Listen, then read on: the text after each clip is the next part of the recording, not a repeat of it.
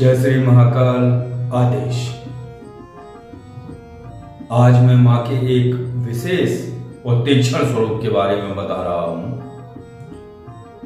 यह है प्रचंड चंडिका और वैरोचनी स्वरूप, वज्र वैरोचनी।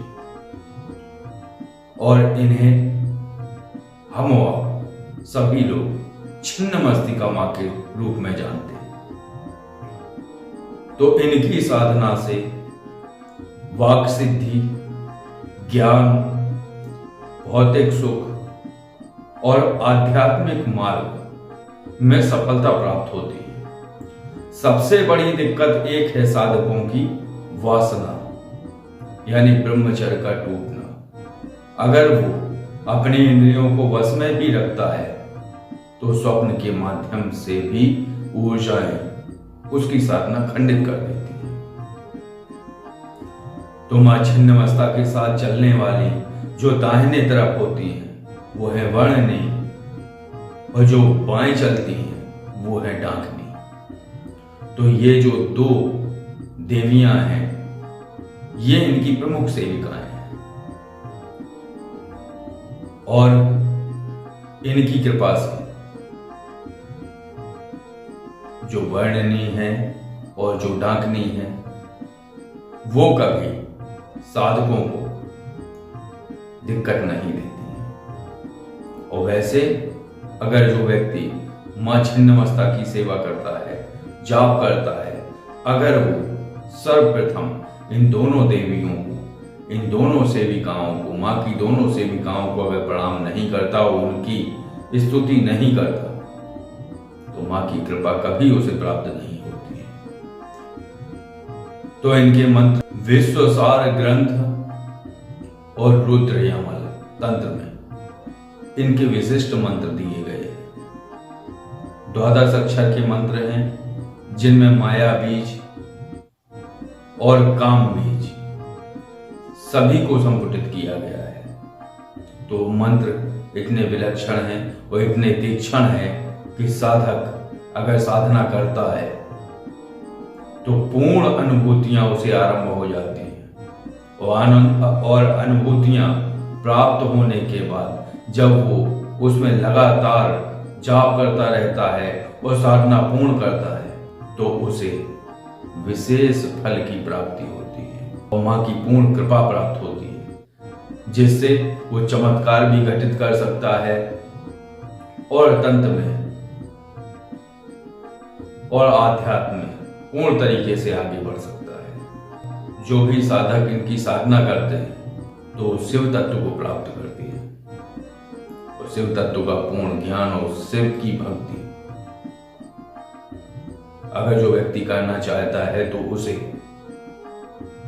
प्रचंड चंडिका की आराधना करनी बहुत आवश्यक है, क्योंकि इनकी साधना करने के बाद ही साधक शिव तत्व को प्राप्त कर सकता है। और पुत्रहीन व्यक्ति पुत्र प्राप्त करता है, धनहीन व्यक्ति धन प्राप्त करता है, और जो ज्ञानी पुरुष हैं वो वाक्य सिद्धि, गायन वादन में भी पारंगत हो सकते हैं। उन्हें पूर्ण विद्या और कवित्व का ज्ञान प्राप्त होता है मां की कृपा से।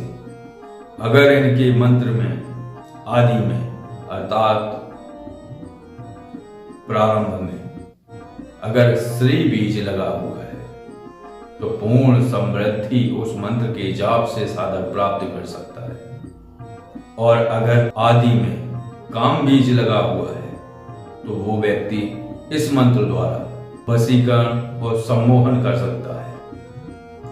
और अगर इस मंत्र के आरंभ में माया बीज अगर लगा हुआ है तो वो अपने समस्त पापों को दूर कर सकता है। इस प्रकार मां वज्र वैरोचनी के 3 मंत्र दिए गए हैं और तीनों मंत्रों के अपने अलग प्रभाव हैं। महासम्मोहन और विराट संपन्नता और पापों से मुक्ति। तो इन तीनों मंत्रों में से जो साधक जिस मंत्र को करना चाहता है वो उस चीज को प्राप्त कर सकता है। लेकिन ये इतना सरल नहीं है। कई स्तोत्र हैं जब आप ये साधना आरंभ करते हैं तो इसके विशिष्ट सूत्र है और चूक की कोई गुंजाइश नहीं है इस साधना में, क्योंकि अगर चूक होती है तो फिर दिक्कतें आ सकती हैं। इस साधना के अपने अलग विशिष्ट सूत्र हैं और बहुत ज्यादा जटिल नियम और विधान है उन सभी, क्योंकि जितनी बड़ी चीज आप प्राप्त करना चाहते हो, और जितनी बड़ी कृपा आप प्राप्त करते हो, जितनी बड़ी शक्ति का सानिध्य आप चाहते हो, तो उतनी ही जटिलताएं आपके लिए बढ़ेंगी। तो उन सभी पूर्ण सही विधान से किया गया कार्य ही सफलता देता है, नहीं तो उसमें एक और है कि इसमें दिक्कतें भी आ सकती हैं। तो कुछ विशिष्ट स्तोत्र हैं और मंत्र हैं, जैसे तो छिन्नमस्तिका मां की साधना आरंभ करने से पहले उनका यंत्र निर्मित करना होता है। तो यंत्र बनाने के लिए कुछ विशिष्ट सामग्रियों की आवश्यकता होती है और अष्टदल बनाकर, पहले अष्टदल बनाना होता है और अष्टदल बनाकर हर दल का एक अपना अलग रंग होता है। पूर्व दल का रंग श्वेत, अग्नि दल का रंग लाल, दक्षिण दल काला, नैऋत्य दल पीला और पश्चिम दल सफेद, वायव्य दल लाल और उत्तर दल सफेद, ईशान दल काला और मध्य कर्णिका पीले रंग की होंगी। और इस प्रकार अष्टदल बनाने के बाद उसमें सूर्य मंडल की रचना होगी, उसमें 3 रेखाएं होंगी, सत, रज और तम की, और फिर उनमें लिखे जाएंगे कुछ विशिष्ट बीज, और उनको लिखने के बाद क्षेत्रपाल और जो गण हैं उनकी वहां प्रतिष्ठित किया जाएगा। फिर इसके बाद अन्य तरीके के भी यंत्र हैं इनके मां के आराधना के लिए, तो वो यंत्र भी बना सकते हैं।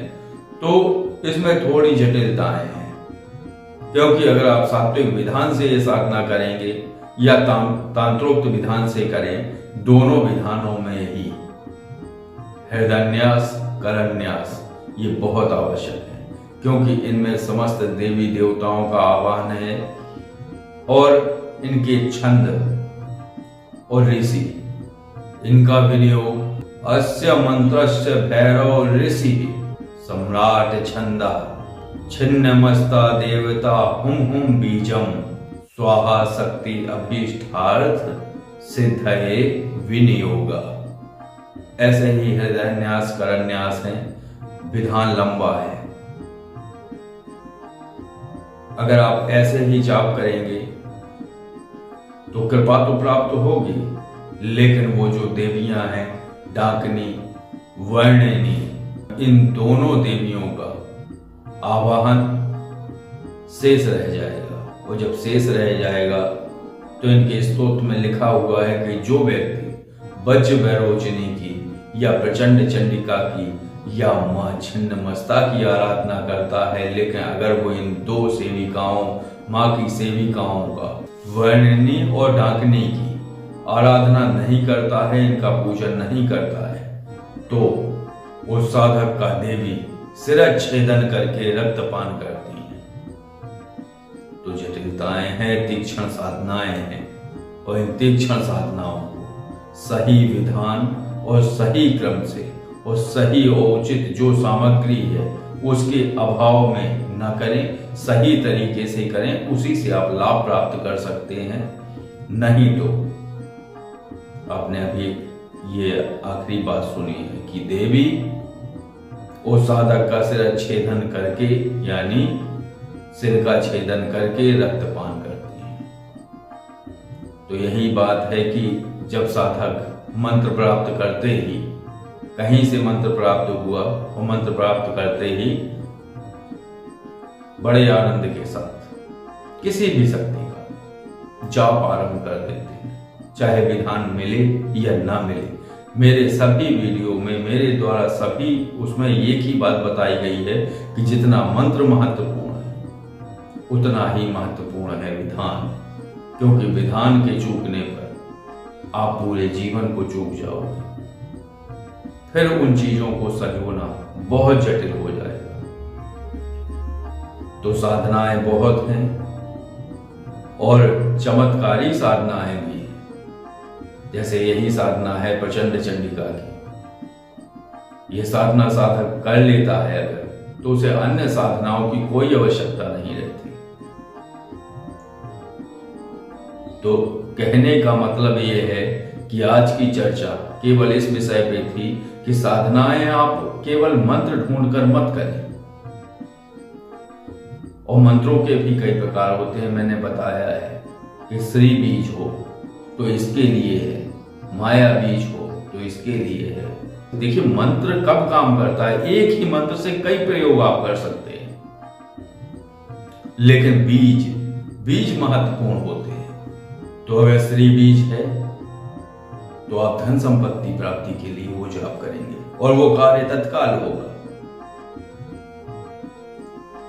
अगर काम बीज है तो वो कार्य आपका वशीभूत करने वाला है। वो अगर काम बीज है तो वो मंत्र सम्मोहन करने वाला है। चाहे आप स्त्री पर करो या किसी जैसे कोई अधिकारी आपका कार्य नहीं कर रहा है, कोई व्यक्ति आपकी बात नहीं मान रहा है, उसको आप 11 फूंके मारो, अगर आपने उस मंत्र को जागृत कर लिया है तो वो तत्काल कार्य करेगा। अगर उसमें माया बीज लगा हुआ है तो पापों को काटने के लिए। तो मंत्र को देखते ही पता चलता है कि कौन से बीज कहाँ वो महत्वपूर्ण होते हैं। जो बीज होते हैं, जो कार्य होते हैं, वो आदि में लगे होते हैं। आदि यानी अर्थात आरंभ में,